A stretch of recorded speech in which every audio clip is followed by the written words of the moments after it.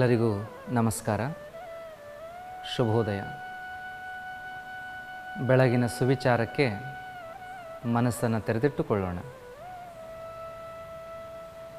ಸುವಿಚಾರಗಳ ಮಾರ್ಗದರ್ಶನ ಮಾಡುವಾತ ಸದ್ಗುರು. ಸುವಿಚಾರಗಳನ್ನೆಲ್ಲ ಬಿತ್ತಿ ಬೆಳೆಯುವ ಕಾರ್ಯ ಮಾಡುವಾತ ಸದ್ಗುರು. ಆ ಸದ್ಗುರುವನ್ನು ನಾವೆಲ್ಲ ಆಶ್ರಯಿಸಿದಾಗ ಅನೇಕ ವಿಚಾರಗಳೊಂದಿಗೆ ಜೀವನವನ್ನು ವಿಶೇಷವಾಗಿ ತೆರೆದಿಟ್ಟುಕೊಳ್ಳಲಿಕ್ಕೆ ನಮ್ಮ ಕಡೆಯಿಂದ ಸಾಧ್ಯವಾಗುತ್ತೆ. ಜೀವನದ ಎಲ್ಲ ಮಗ್ಗಲುಗಳನ್ನು ತಿಳಿಯುವುದರ ಮೂಲಕವಾಗಿ ಇಡೀ ಜೀವನವನ್ನು ನಾವು ಸಂಪೂರ್ಣವಾಗಿ ಅನುಭವಿಸುವ, ಆನಂದಿಸುವ ಕಾರ್ಯವಾಗಲಿಕ್ಕೆ ಸಾಧ್ಯವಾಗುತ್ತೆ. ಅಂತಹ ಸದ್ಗುರುವನ್ನು ಅನೇಕರು ಅನೇಕ ರೀತಿಯಲ್ಲಿ ಹಾಡಿ ಹರಿಸಿದ್ದಾರೆ. ಗುರು ಅಂದರೆ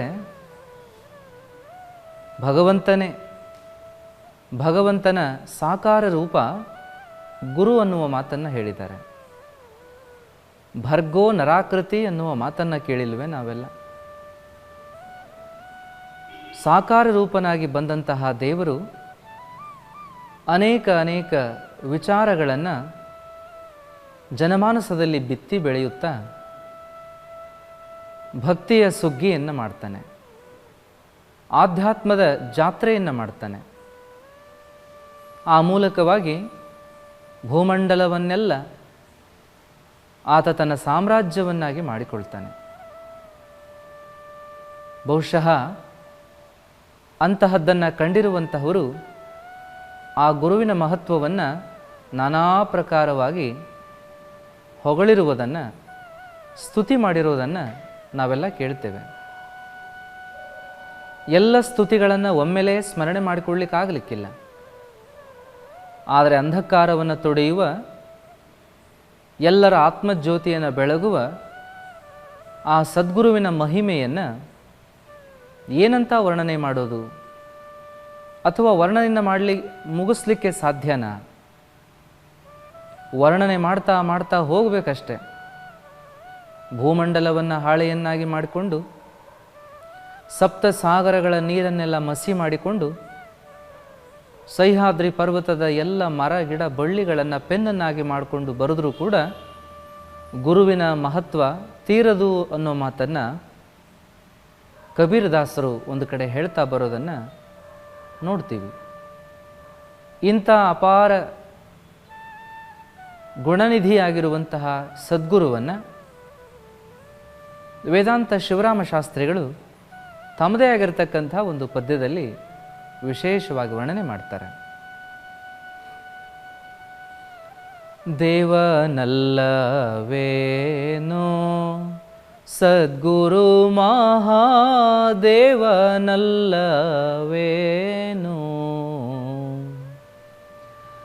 ದೇವನಲ್ಲವೇನೋ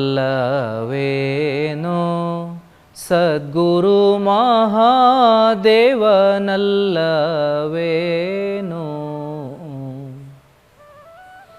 ಆದಿಯೊಳು ಸಿದ್ಧರು ಹೋದ ದಾರಿಯ ತೋರಿ, ಆದಿಯೊಳು ಸಿದ್ಧರು ಹೋದ ದಾರಿಯ ತೋರಿ, ಭೇದವ ಬಿಡಿಸಿದ ಸಾಧು ಮೂರುತಿ ಗುರು, ದೇವನಲ್ಲವೇನೋ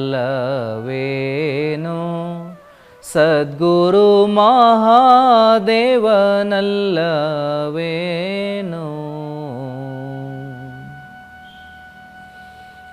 ನರ ಜನ್ಮದೊಳಗೆ ಬಂದು ಪ್ರಪಂಚದ ಕಡಲ ಮಧ್ಯದಲ್ಲಿ ನಿಂದು, ಅರಿತು ಮರೆತು ಒಮ್ಮೆ ಗುರುವೆಂದು ನೆನೆದರೆ, ಅರಿತು ಮರೆತು ಒಮ್ಮೆ ಗುರುವೆಂದು ನೆನೆದರೆ, ಗುರುತಿಟ್ಟು ಅವರಿಗೆ ಪರತತ್ವ ತೋರುವ ದೇವನಲ್ಲವೇನೋ ಸದ್ಗುರು ಮಹಾದೇವನಲ್ಲವೇನೋ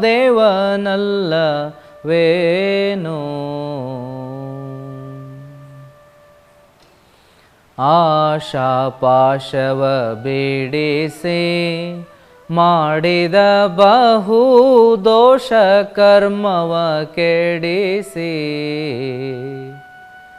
ನ್ಯಾಸಾಧ್ಯಾಸದಿ ಜಪ ಮಾಡೆಂದು ಬೋಧಿಸಿ ನ್ಯಾಸಾಧ್ಯಾಸದಿ ಜಪ ಮಾಡೆಂದು ಬೋಧಿಸಿ ಪ್ರಕಾಶ ತೋರಿದ ಈಶ ಮಹೇಶನು ದೇವನಲ್ಲವೇನೋ ಸದ್ಗುರು ಮಹಾದೇವನಲ್ಲವೇನೋ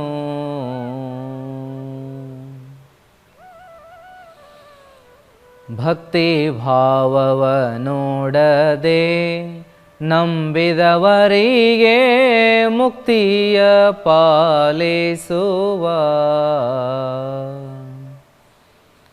ಕರ್ತೃ ಸದ್ಗುರು ಭವ ತಾರಕ ದೇವನು ಕರ್ತೃ ಸದ್ಗುರು ಭವ ತಾರಕ ದೇವನು ಪ್ರತ್ಯಕ್ಷನಾದಂಥ ಪರಬ್ರಹ್ಮರೂಪನು ದೇವನಲ್ಲವೇನೋ ಸದ್ಗುರು ಮಹಾದೇವನಲ್ಲವೇನೋ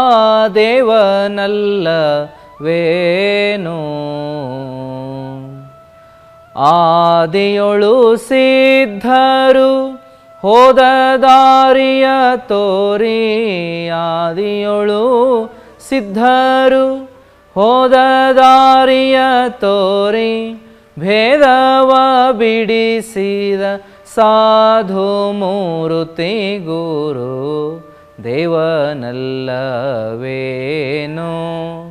ಸದ್ಗುರು ಮಹಾದೇವನಲ್ಲವೇನೋ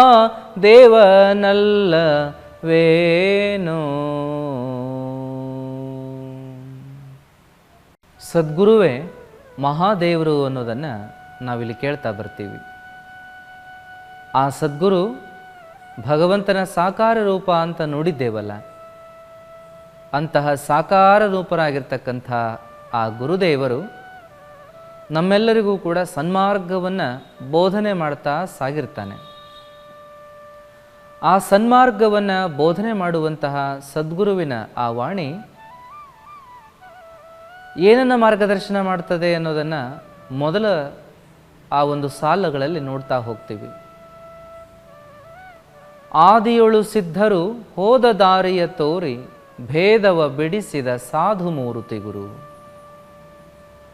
ಮುಂಚೆ ಆಗಿ ಹೋಗಿರ್ತಕ್ಕಂತಹ ಸಾಧು ಸತ್ಪುರುಷರು ಶರಣರು ಅವರ ದಾರಿಯನ್ನು ತೋರ್ತಾನೆ, ಭೇದ ಬುದ್ಧಿಯನ್ನು ಕಳೆಯುವ ಕೆಲಸವನ್ನು ಮಾಡ್ತಾನೆ. ಅವರೇ ಬೇರೆ ನಾವೇ ಬೇರೆ ಅನ್ನುವ ಭಾವನೆಯನ್ನಾಗಲಿ ಅಥವಾ ನಾವು ಸಾಮಾನ್ಯರು ಅವರು ಶ್ರೇಷ್ಠರು ಅನ್ನುವ ಭಾವನೆಯನ್ನಾಗಲಿ ಬೆಳೆಸಿಕೊಳ್ಳಲಾರದೆ ಎಲ್ಲರೂ ಕೂಡ ಮಾನವರೇ, ಆದರೆ ಸಾಧನೆಯಿಂದ ಎಲ್ಲರೂ ಮಹಾದೇವರಾಗಬಹುದು ಅನ್ನೋದನ್ನು ಹೇಳ್ತಾ ಎಲ್ಲ ಭೇದ ಭಾವಗಳನ್ನು ತೊಡೆದು ಹಾಕುವ ಕಾರ್ಯ ಸದ್ಗುರು ಸಮರ್ಥನಾಗಿ ಮಾಡ್ತಾನೆ. ಭೇದವ ಬಿಡಿಸಿದ ಸಾಧು ಮೂರುತಿ ಗುರು ದೇವನಲ್ಲವೇನೋ ಸದ್ಗುರು ಮಹಾದೇವನಲ್ಲವೇನೋ ಅಂದಿದ್ದಾರೆ. ಅಂಥ ಭೇದ ಬುದ್ಧಿಯನ್ನು ಕಳೆಯುವ ಸದ್ಗುರು ದೊರೆಯುವಂಥದ್ದು ಬಹಳ ದುರ್ಲಭ.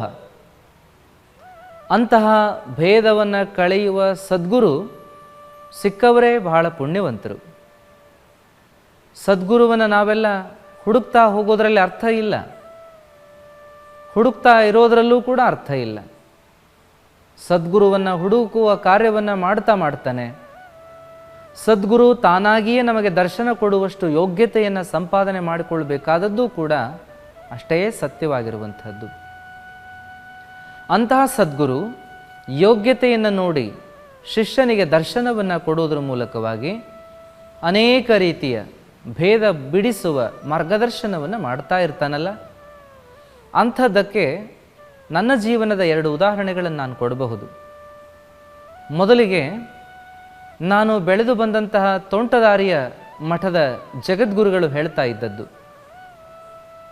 ಸ್ವಾಮಿಯಾದವ ಹೇಗಿರಬೇಕು? ಸ್ವಾಮಿಯಾದವ ಅಥವಾ ಸನ್ಯಾಸಿಯಾದವ ಗಾಳಿ ನೀರು ಬೆಳಕಿದ್ದ ಹಾಗೆ ಇರಬೇಕು. ಯಾವ ಜಾತಿ ಮತ ಪಂಥಕ್ಕೂ ಅಂಟಿಕೊಳ್ಳಾರದೆ ಎಲ್ಲ ಮಾನವರನ್ನು ಒಂದೇ ನೆಲೆಯಲ್ಲಿ ಕಾಣುವ ಪ್ರಯತ್ನವನ್ನು ಮಾಡಬೇಕು. ಗಾಳಿ ನೀರು ಬೆಳಕು ಎಲ್ಲರಿಗೂ ಹೇಗೆ ಬೇಕೋ ಹಾಗೆ ಸನ್ಯಾಸಿಯಾದವನು ಕೂಡ ಎಲ್ಲರಿಗೂ ಬೇಕಾಗುವಂತಹ ಕಾರ್ಯವನ್ನು ಮಾಡ್ತಾ ಸಾಗಬೇಕು ಎಂದಿರುವ ಸಂದೇಶ ನನ್ನ ಜೀವನದಲ್ಲಿ ಬಹಳ ಒಳ್ಳೆಯ ಪರಿಣಾಮವನ್ನು ಮಾಡ್ತಾ ಆ ದಿಸೆಯಲ್ಲಿ ಸಾಗುವ ಶಕ್ತಿಯನ್ನು ಕೊಡ್ತಾ ಬಂದದ್ದು ಒಂದು. ಎರಡನೇದಾಗಿ ವಿಜಾಪುರದ ಸಿದ್ದೇಶ್ವರ ಸ್ವಾಮೀಜಿಯವರು ಸಕಲ ಮಾನವರನ್ನು ದೈವತ್ವದ ಕಡೆಗೆ ಕೊಂಡೊಯ್ಯುವ ಕಾರ್ಯವನ್ನು ಸನ್ಯಾಸಿಯಾದವ ಮಾಡಬೇಕು. ಯಾರಲ್ಲೂ ಯಾವ ಭೇದವನ್ನು ಮಾಡಲಾರ್ದೆ ನಾವು ಕೂಡ ಅಂತರಂಗವನ್ನು ಶುದ್ಧವಾಗಿಟ್ಟುಕೊಂಡು ಎಲ್ಲರನ್ನ ಸಮಾನವಾಗಿ ಪ್ರೇಮಿಸುವ ಆ ಒಂದು ಪ್ರೇಮದಿಂದಲೇ ಭಗವಂತನನ್ನು ಧರೆಗಿಳಿಸುವ, ಎಲ್ಲರ ಎದೆಗಳಲ್ಲಿ ಅವನನ್ನೇ ಕಾಣುವ ಪ್ರಯತ್ನವನ್ನು ಮಾಡಬೇಕು ಅಂತ ಹೇಳಿರುವ ಮಾತು ಸಾಕಲ್ವೇ? ಇಷ್ಟು ಸಂದೇಶ. ನಾವೆಲ್ಲರೂ ಇವೆರಡೂ ಮಾತುಗಳನ್ನು ಅರ್ಥ ಮಾಡಿಕೊಳ್ಳೋಣ. ಗಾಳಿ ನೀರು ಬೆಳಕಂತೆ ನಮ್ಮ ಬದುಕನ್ನಿಟ್ಟುಕೊಳ್ಳುವ ಪ್ರಯತ್ನ ಮೊದಲಾದರೆ, ಎರಡನೇದಾಗಿ ಎಲ್ಲರಲ್ಲೂ ಕೂಡ ದೇವರನ್ನು ಕಾಣುವ, ಎಲ್ಲರನ್ನೂ ದೈವತ್ವದ ಮಟ್ಟಿಗೆ ಏರಿಸುವ ಕಾರ್ಯವನ್ನು ನಾವು ಮಾಡಬೇಕು ಅನ್ನುವಂಥದ್ದು. ಬಹುಶಃ ಈ ಕಾರ್ಯ ಸಮರ್ಥ ಸದ್ಗುರುವಿನಿಂದ ಸಾಧ್ಯವಾಗ್ತಾ ಇದೆ. ಆ ಸಾಧ್ಯತೆಗಳನ್ನು ನಮ್ಮ ಜೀವನದಲ್ಲೂ ಕೂಡ ನಾವು ಮಾಡಿಕೊಳ್ಳುವ ಪ್ರಯತ್ನವನ್ನು ಮಾಡೋಣ. ನಮ್ಮ ಆಶಾಪಾಶಗಳನ್ನು ಕಳೆದುಕೊಂಡು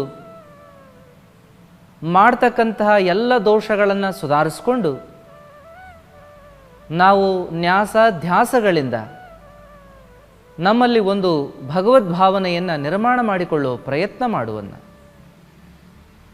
ಆ ಪ್ರಯತ್ನದಲ್ಲಿಯೇ ಸಾಗುತ್ತಾ ಸಾಗುತ್ತಾ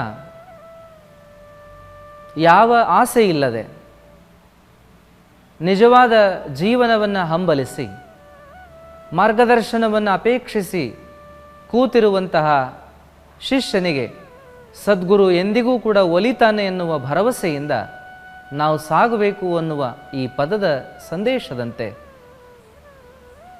ಒಂದಿಷ್ಟು ಪ್ರಯತ್ನವನ್ನೂ ಕೂಡ ಮಾಡ್ತಾ ಸಾಗೋಣ. ಆ ಶುದ್ಧ ಅಂತಃಕರಣದಿಂದ ಸದ್ಗುರುವಿನ ವಾಣಿಯನ್ನು ಕೇಳ್ತಾ ಕೇಳ್ತಾ ನಮ್ಮ ಜೀವನವನ್ನು ಪರಿವರ್ತನೆ ಮಾಡಿಕೊಳ್ಳೋಣ. ಆ ಸದ್ಗುರುವಿನ ವಾಣಿ ಯಾವ ಮಟ್ಟಿಗೆ ಪರಿವರ್ತನೆಯನ್ನು ಮಾಡ್ತದೆ ಅಂತಾದರೆ ಅದಕ್ಕೊಂದಿಷ್ಟು ಉದಾಹರಣೆ ಬೇಕೇ ಬೇಕು. ಬುದ್ಧನ ಜೀವನದ ಒಂದು ಅಮೂಲ್ಯವಾಗಿರುವಂತಹ ಪ್ರಸಂಗ. ಬುದ್ಧ ಸಂಚಾರದ ಮಧ್ಯದಲ್ಲಿ ಒಂದು ಅರಣ್ಯವನ್ನು ದಾಟಿ ಹೋಗ್ತಾ ಇದ್ದ. ಆ ಅರಣ್ಯದಲ್ಲಿ ಅಂಗುಲಿಮಾಲ ಅನ್ನುವಂತಹ ರಾಕ್ಷಸ ವಾಸ ಮಾಡ್ತಾ ಇದ್ದ. ಆ ಹಾದಿಯಲ್ಲಿ ಸಾಗುವವರನ್ನು ಹಿಡಿದು ಕೊಂದು ಅವರನ್ನು ತಿಂದು ಅವರ ಬೆರಳುಗಳನ್ನು ಒಂದೊಂದನ್ನಾಗಿ ತನ್ನ ಕೊರಳ ಮಾಲೆಯಲ್ಲಿ ಹಾಕ್ಕೊಳ್ತಾ ಇದ್ದ. ಬೆರಳುಗಳನ್ನೇ ಮಾಲೆಯನ್ನಾಗಿ ಹಾಕ್ಕೊಳ್ಳುವಂತಹ ಆತನ ಆ ಒಂದು ಜೀವನಕ್ಕೆ ಅನ್ವರ್ಥವಾಗಿ ಆತನಿಗೆ ಅಂಗುಲಿಮಾಲ ಅಂತಲೇ ಹೆಸರು ಕರಿತಾ ಇದ್ದದ್ದು. ಯಾರೂ ಕೂಡ ಅರಣ್ಯದ ಕಡೆಗೆ ಮುಖ ಮಾಡಿಯೂ ಕೂಡ ನಿಂತುಕೊಳ್ತಾ ಇರಲಿಲ್ಲ. ಅಷ್ಟು ಭಯ ಜನರಲ್ಲಿ ಆವರಿಸಿತ್ತು. ಆದರೂ ಬುದ್ಧದೇವ ಆ ದಾರಿಯಲ್ಲಿ ಒಮ್ಮೆ ಸಾಗೋ ಪ್ರಯತ್ನವನ್ನು ಮಾಡ್ತಾನೆ. ಸಾಗುತ್ತಾ ಇರುವಾಗ ಅಲ್ಲಿ ಎದುರಿಗೆ ಬಂದಂತಹ ಅಂಗುಲಿಮಾಲ ದೂರದಿಂದಲೇ ನಿಲ್ಲಿಸಿ, ಯಾರು ನೀನು? ನನ್ನ ಬಗ್ಗೆ ನಿನಗೆ ಒಂದಿಷ್ಟು ಭಯ ಇಲ್ವಾ? ಹಾಗೇ ನಡ್ಕೊಂಡು ಬರ್ತಾ ಇದ್ದೀಯಲ್ಲ ಅಂತ ಕೇಳಲಾಗಿ ಬುದ್ಧ ಸಮಾಧಾನದಿಂದ ನಗುಮುಖದಿಂದ ಉತ್ತರ ಕೊಡ್ತಾನೆ. ನಿನ್ನನ್ನು ನೋಡಿ ಯಾಕಪ್ಪ ಹೆದರಬೇಕು ನಾನು? ಅಂಥದ್ದು ನಿನ್ನಲ್ಲೇನಿದೆ ಅನ್ನುವ ಪ್ರಶ್ನೆ ಹಾಕಿದಾಗ ಅಂಗುಲಿಮಾಲ ಹೇಳ್ತಾನೆ, ನಾನು ರಾಕ್ಷಸ. ನನ್ನ ಕೊರಳಲ್ಲಿ ನೋಡು, ಬೆರಳುಗಳ ಮಾಲೆ ಇದೆ. ನನ್ನನ್ನು ಕಂಡ್ರೆ ಎಲ್ಲರೂ ಕೂಡ ಹೆದರ್ತಾರೆ. ಕಂಡ್ರೆ ಅಲ್ಲ, ನನ್ನ ಹೆಸರನ್ನು ಕೇಳಿದರೂ ಸಾಕು ಎಲ್ಲರೂ ಹೆದರಿ ಓಡ್ತಾರೆ.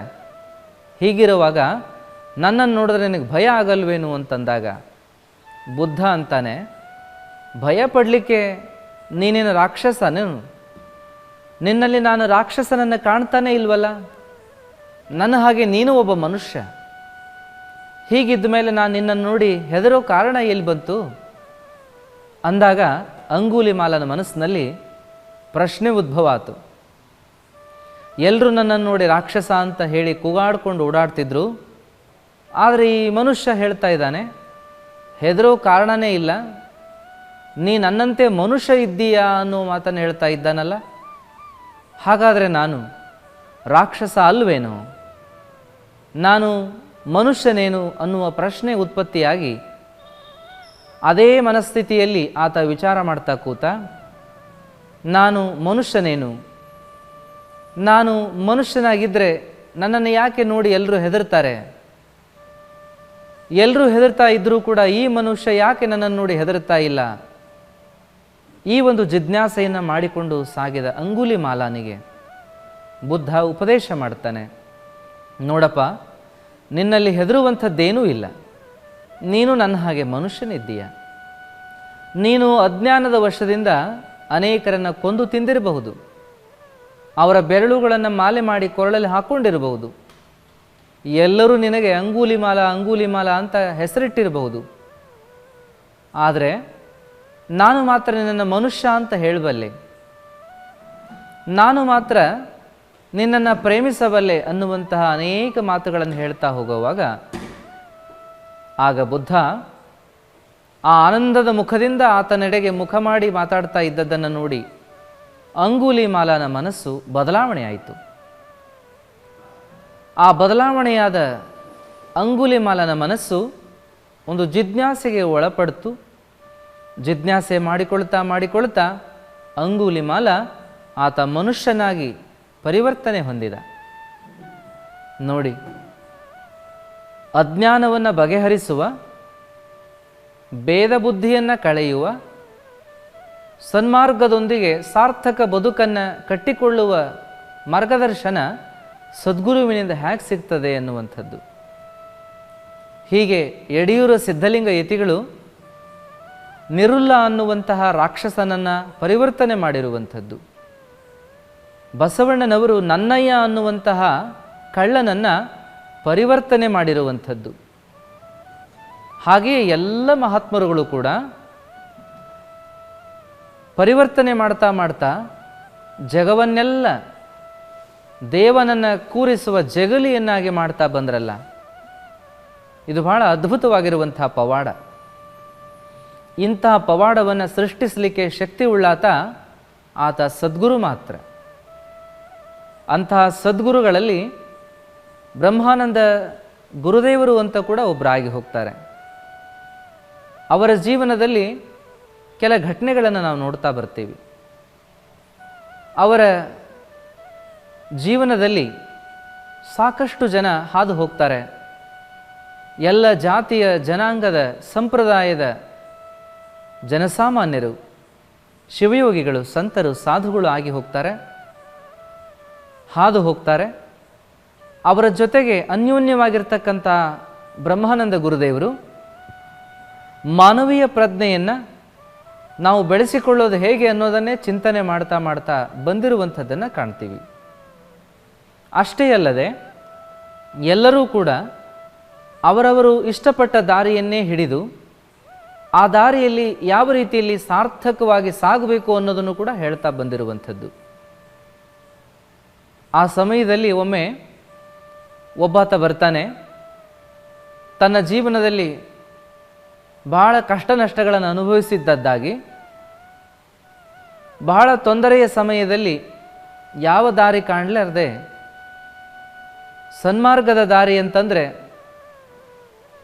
ಸುರಕ್ಷತೆಯ ದಾರಿ ಅಂತಂದರೆ ಅದು ಆಧ್ಯಾತ್ಮ ಮಾತ್ರ ಅಂತ ತಿಳ್ಕೊಂಡು ನನಗೆ ದೀಕ್ಷೆಯನ್ನು ಕೊಡಿ ಅಂತ ಹೇಳಿ ಗುರುಗಳ ಹತ್ರ ಬಂದಾಗ ಗುರುಗಳು ಹೇಳ್ತಾರೆ, ಇಲ್ಲಪ್ಪ, ನೀನೇನು ಮಾಡ್ತಾ ಇದ್ದೀಯಾ, ನಿನ್ನ ಜೀವನ ಯಾವ ರೀತಿಯಲ್ಲಿ ಸಾಗಿ ಬಂತು ಅನ್ನೋದನ್ನು ಹೇಳು, ಆಮೇಲೆ ನೋಡೋಣ ಅಂತ ಹೇಳಿ ಆತನ ಜೀವನ ವೃತ್ತಾಂತವನ್ನು ಕೇಳ್ತಾರೆ.